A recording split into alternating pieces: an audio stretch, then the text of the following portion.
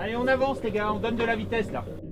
En fait, on est ici dans le bassin à Port-la-Forêt, au fond du port, donc c'est un endroit qui est assez abrité du vent et des vagues.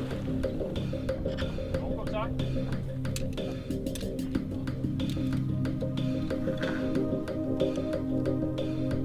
On va tirer sur la tête de mât pour coucher le bateau à l'horizontale. C'est un protocole, on va pencher le bateau tout doucement.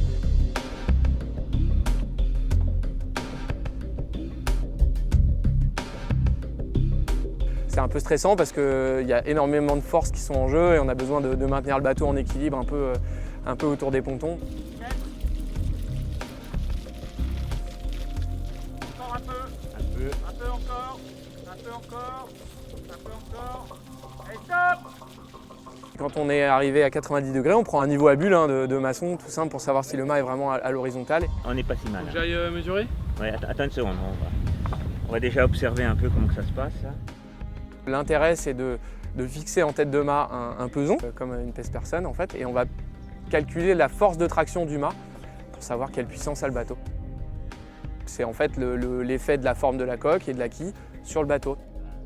J'ai eu l'opportunité de monter sur le mât, c'était pas prévu, mais il fallait mesurer en fait la distance entre le pied de mât et l'endroit où on faisait le calcul de traction. Ça c'est pas habituel, hein. Forcément d'habitude c'est plus compliqué parce qu'on est obligé de se hisser à la force des bras dans le mât, donc là de marcher dessus ça fait bizarre.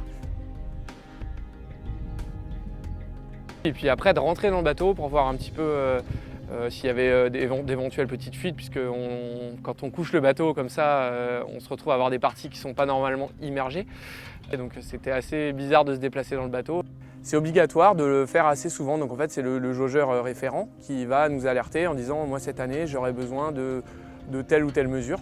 Alors le jaugeur c'est donc René Boulaire qui est jaugeur de la classe IMOCA, c'est le seul, donc c'est vraiment l'avantage c'est qu'il n'y a que lui qui vient faire les tests, donc il a un mode de calcul qui a été validé par l'IMOCA. L'IMOCA c'est une association, donc il y a des coureurs dedans et tous les protocoles de jauge sont en fait définis par les coureurs en assemblée générale.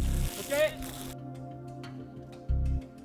En fait là les calculs qu'il a mesurés aujourd'hui, tout ça va être rentré dans un ordinateur, dans un logiciel. Quand je suis stable, je suis à un petit 50. Hein. Ouais, c'est ça. Ouais. Et ça va nous donner des chiffres qui normalement sont bons puisque nous on n'a pas de problème, on sait que le bateau est dans la jauge. Et voilà, il y a un certain nombre de critères, minimum et maximum à respecter. Et donc le bateau SMA, ça fait 2 ans qu'on n'avait pas fait de test de jauge. Donc on a besoin de revalider un certain nombre de mesures et de calculs pour qu'on puisse être au départ du Vendée Globe.